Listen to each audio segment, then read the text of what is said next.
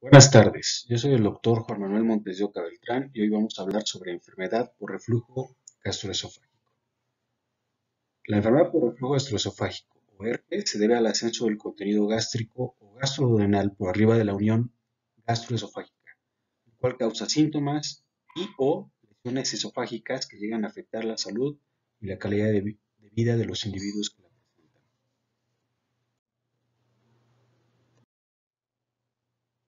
A nivel mundial, la clasificación de la alergia más utilizada es la de Montreal. En ella la ERGE se divide en dos grandes grupos, los síndromes esofágicos y los extraesofágicos. Los síndromes esofágicos se subdividen a su vez en aquellos que se caracterizan por ser solamente sintomáticos, como la ERGE no erosiva o ERNE, y dolor torácico no cardíaco, y aquellos en los que además de los síntomas se presentan lesiones visibles macroscópicamente en una endoscopia convencional. Tradicionalmente y desde el punto de vista práctico se reconocen tres variedades fenotípicas de ERGE, que pueden ser diagnosticadas con el solo uso de la endoscopía: HERNE, ERGE erosiva y esófago de Barrett. En cuanto a los síndromes extraesofágicos, estos se subdividen en aquellos con evidencia clínica suficiente para relacionar el síntoma con la ERGE, como tos crónica, laringitis posterior, asma de difícil control y erosiones dentales.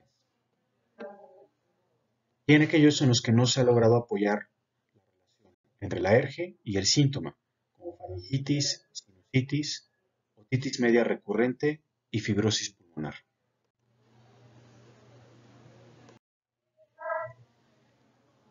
La ERGE es una enfermedad frecuente, aunque su prevalencia es difícil de estimar, sobre todo si se toma en cuenta la frecuencia de los síntomas, ya que los diferentes estudios publicados sobre el tema generalmente hablan de prevalencia de los síntomas indicativos de la enfermedad y muy pocos de la ERGE plenamente demostrada. Si hablamos de la prevalencia mundial de pirosis y o regurgitaciones, al menos una vez por semana, tenemos que en Estados Unidos el 25% de los adultos la presentan. En México la presentan hasta el 40% de los adultos. La ERGE representa el 5% de las consultas de medicina general.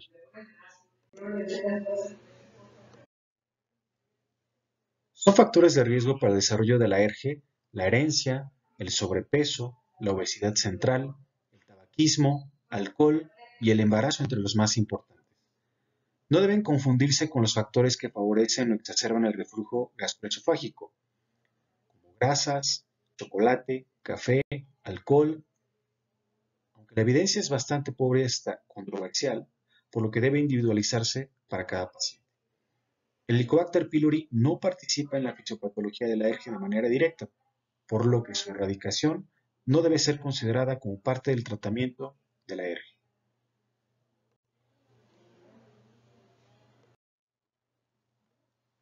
La fisiopatología es multifactorial. El principal mecanismo fisiopatológico en la ERGE son las relajaciones transitorias del esfínter esofágico inferior, definidas como la relajación del esfínter esofágico inferior de más de 1 milímetro de mercurio por segundo, con duración de menos de 10 segundos y una DIR de presión menor de 2 milímetros de mercurio en ausencia de una deglución, 4 segundos antes y 2 segundos después del inicio de la relajación del esfínter esofágico inferior.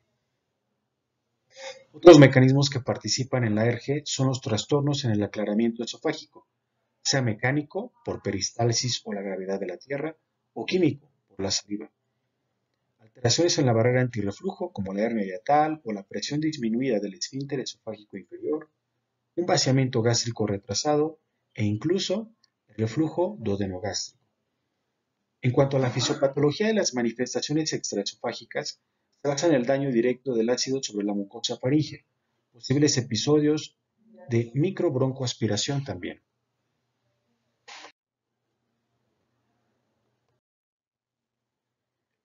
Sobre el diagnóstico, hablemos primero de los síntomas. Los síntomas típicos de la ERGE son pirosis y regurgitaciones. La presencia de síntomas típicos dos o más veces por semana en un paciente joven de menos de 50 años, sin datos de alarma, establecen el diagnóstico presuntivo de ERGE.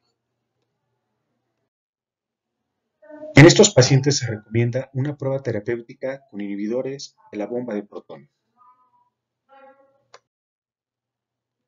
Sobre la prueba terapéutica con IBP, esta puede utilizarse para el diagnóstico de ERGE en pacientes con síntomas típicos sin datos de alarma. En general, se recomienda usar doble dosis de IBP por un mínimo de 2 semanas y se considera positiva cuando la mejoría de los síntomas es superior al 50%. Aunque esta prueba es fácil de hacer y ampliamente disponible, su sensibilidad y especificidad son bajas.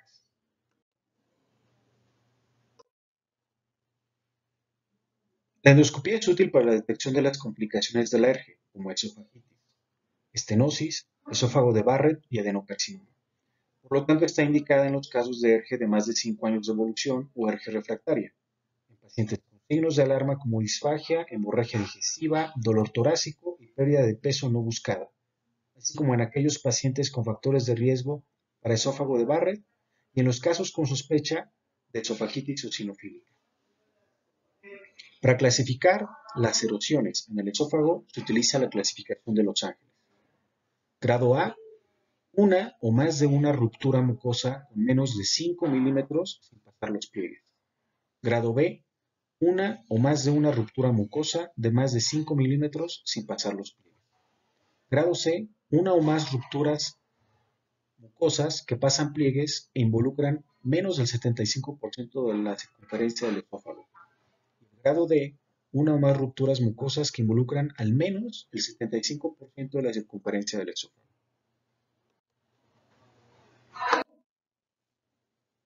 Otro estudio que puede utilizarse es la monitorización del pH esofágico a través de la pHmetría. La medición ambulatoria del pH esofágico va de 24 horas hasta 48 horas. Está indicada en los pacientes con síntomas típicos o extraesofágicos de ERGE, con endoscopía negativa que no responde al tratamiento con inhibidor de bomba de protones y para confirmar la presencia de reflujo patológico en pacientes candidatos a cirugía antirreflujo sin evidencia de lesiones de la mucosa esofágica en la endoscopia.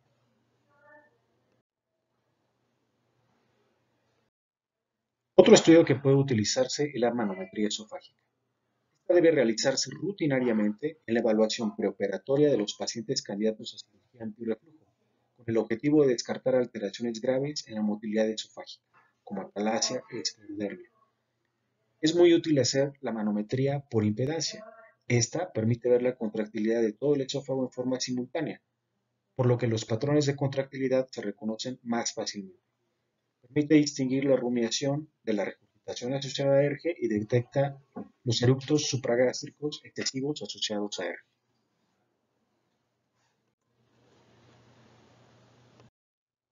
Vamos a hablar del tratamiento médico, sobre los objetivos del tratamiento.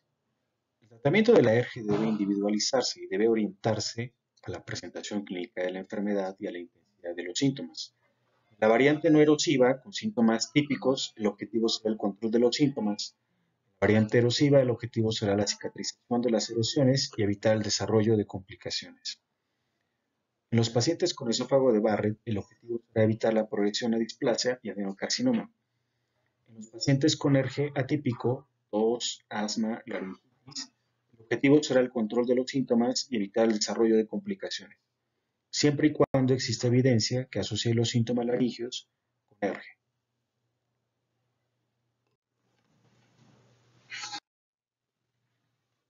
Respecto al tratamiento no farmacológico, se requieren modificaciones en el estilo de vida. Las modificaciones en el estilo de vida y las recomendaciones dietéticas deben de individualizarse para cada paciente. La evidencia demuestra que es recomendable bajar de peso en sujetos con sobrepeso y obesidad, dejar de fumar, disminuir el consumo de alcohol, elevar la cabecera de la cama al dormir, dormir en decúbito lateral izquierdo, evitar la ingesta de alimentos de forma abundante al menos 2 horas antes de acostarse en la noche, en especial si el sujeto presenta síntomas nocturnos.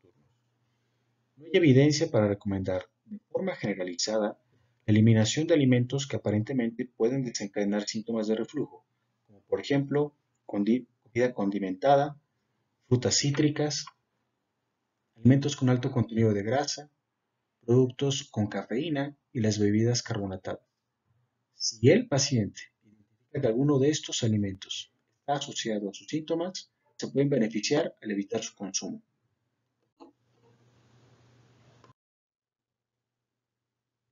Con respecto al tratamiento farmacológico, los medicamentos utilizados en el manejo de la alergia son los antiácidos, los alginatos, el sucralfato, los antagonistas de los receptores de histamina H2, los procinéticos y los inhibidores de bomba de protones.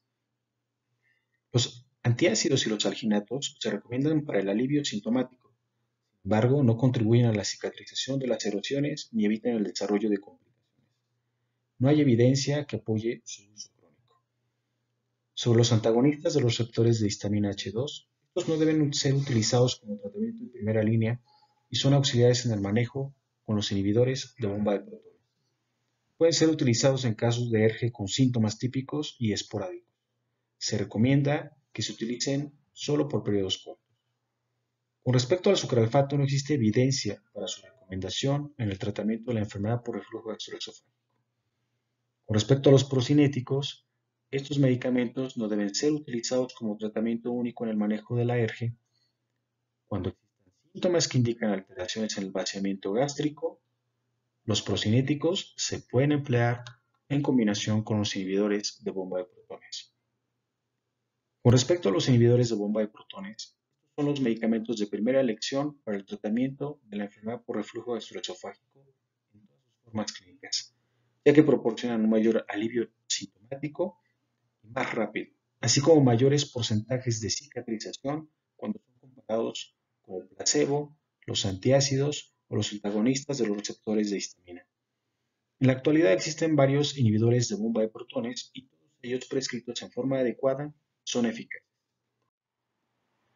Los inhibidores de bomba de protones son seguros en su uso a largo plazo. En general se consideran medicamentos seguros y sus efectos adversos son raros, en menos del 2% de las personas que lo utilizan, siendo los más comunes las náuseas, la diarrea, el dolor de cabeza, el insomnio y la anafilaxia. Respecto a la seguridad a largo plazo, se han descrito algunos eventos adversos en los últimos años: osteoporosis, deficiencias vitamínicas, pólipos hiperplásicos, la interacción con algunos medicamentos como el clopidogrel, la sobrepoblación bacteriana y la infección por Clostridium difficile. ¿Cómo se utiliza el inhibidor de bomba de protones para el tratamiento de la enfermedad por reflujo? Bien, en el tratamiento de la enfermedad por reflujo gastroesofágico no erosivo, se recomienda usar un inhibidor de bomba de protones en su dosis estándar por un periodo de 4 semanas. En caso de lograr control sintomático, se suspende el medicamento y se reinicia en caso de caída. En caso de recaída, se puede optar por los siguientes esquemas de mantenimiento con inhibidor de bomba de protones. Se puede utilizar de forma continua, es decir, de forma ininterrumpida, la dosis mínima de inhibidor de bomba de protones que proporcione control sintomático. Se puede utilizar a demanda, es decir, la dosis estándar cada vez que el paciente presente síntomas y suspenderlo cuando se hayan controlado los síntomas. O de forma intermitente, es decir, utilizar la dosis estándar por periodos definidos de al menos 2 a 4 semanas cada vez que tenga recaída de síntomas. En el caso de la enfermedad por reflujo gastroesofágico erosiva, el tratamiento durante 8 semanas con inhibidor de bomba de protones consigue el control de los síntomas y la curación endoscópica de las lesiones en más del 80% de los casos. La duración dependerá de la severidad de las lesiones. En los casos de esofagitis C y D, los expertos recomiendan la realización de otra endoscopia entre las 8 y las 12 semanas del inicio del tratamiento para descartar la presencia de esófago de Barrett que haya sido ocultado por la inflamación. En el caso de la enfermedad por reflujo gastroesofágico atípica, las manifestaciones extraesofágicas con síntomas típicos en los pacientes con síntomas extraesofágicos como laringitis, tos y asma, y que también presenten síntomas típicos como pirosis y o regurgitación, está indicado iniciar con una prueba terapéutica con inhibidor de bomba de protones, doble dosis por 8 a 12 semanas. En estos casos, la respuesta sobre los síntomas atípicos es impredecible. Si existe buena respuesta, el tratamiento debe ser prolongado y la evidencia indica que se prescriba doble dosis por periodos de hasta 2 o 3 meses. De no existir mejoría a los 3 meses, lo más probable es que los síntomas sean secundarios a otra causa y ameriten replantear el diagnóstico.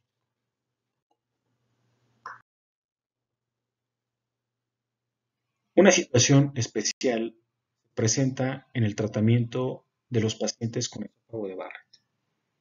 El esófago de Barrett es una lesión premaligna del esófago que se define como el reemplazo del epitelio escamoso de la porción distal del esófago por epitelio columnar de cualquier longitud, sospechado por su apariencia endoscópica y corroborado siempre por el estudio histopatológico con el reporte de metaplasia intestinal completa.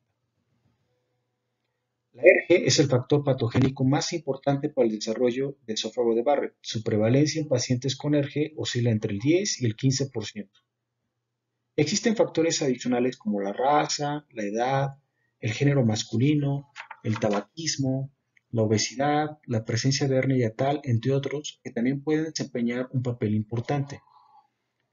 La búsqueda intencional del esófago de Barrett por endoscopía se justifica en sujetos portadores de varios factores de riesgo: hombres mayores de 50 años, historia de síntomas de reflujo gastroesofágico de larga evolución, obesidad o sobrepeso.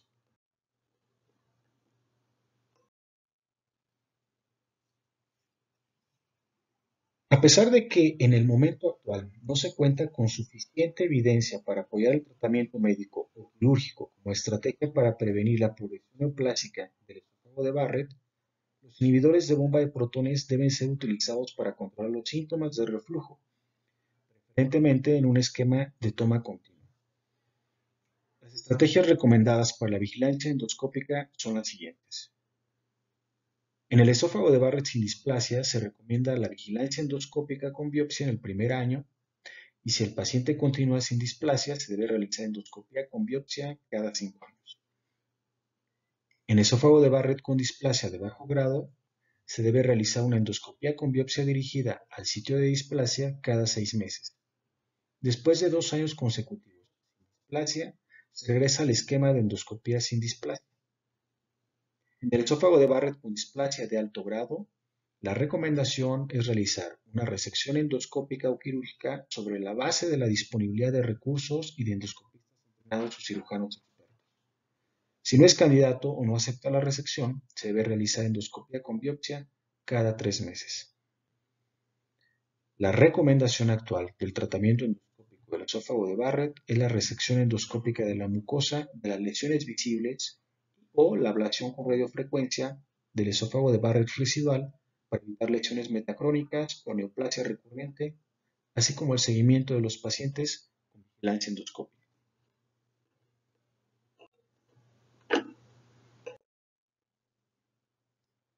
Otra parte importante del tratamiento es el manejo endoscópico de la enfermedad por reflujo gastroesofágico.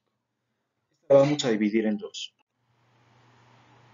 Sobre el manejo endoscópico de la enfermedad por reflujo gastroesofágico, podemos dividirlo en los casos no complicados y en los casos que presentan alguna complicación como la estenosis esofágica. Para los casos no complicados existen dos métodos disponibles para los pacientes con enfermedad por reflujo gastroesofágico no complicado: la ablación con radiofrecuencia y la funduplicatura endoluminal. La efectividad de estos métodos no está bien comprobada aún y no debe ser recomendados en todos los pacientes. Con respecto al manejo endoscópico de la enfermedad por reflujo, cuando presenta alguna complicación como estenosis, el tratamiento inicial de elección para el manejo de las estenosis esofágicas por reflujo es la dilatación endoscópica con balón. Para el manejo quirúrgico de la enfermedad por reflujo gastroesofágico, es indispensable tener documentado de forma objetiva la enfermedad por reflujo gastroesofágico, ya sea demostrando daño en la mucosa mediante endoscopía, una esofagitis de al menos grado B de Los Ángeles, esófago de Barrett igual o mayor a 3 centímetros de longitud o mediante una pHimetría esofágica de 24 horas en ausencia de alteraciones epiteliales. Por lo tanto, todos los pacientes candidatos a cirugía deben tener una endoscopia preoperatoria y en algunos casos una pHimetría para confirmar el diagnóstico.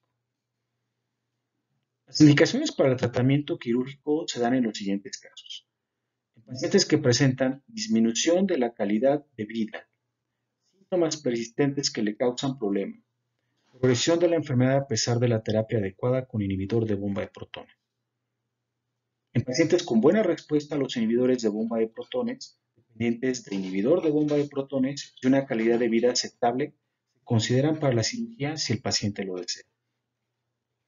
En algunos pacientes con hernia, la cirugía antirreflujo les puede mejorar la calidad de vida. Y en pacientes con síntomas extraesofágicos, con correlación positiva de síntomas y buena respuesta al inicio de inhibidores de bomba de protones, se puede beneficiar de cirugía antirreflujo. Muchas gracias.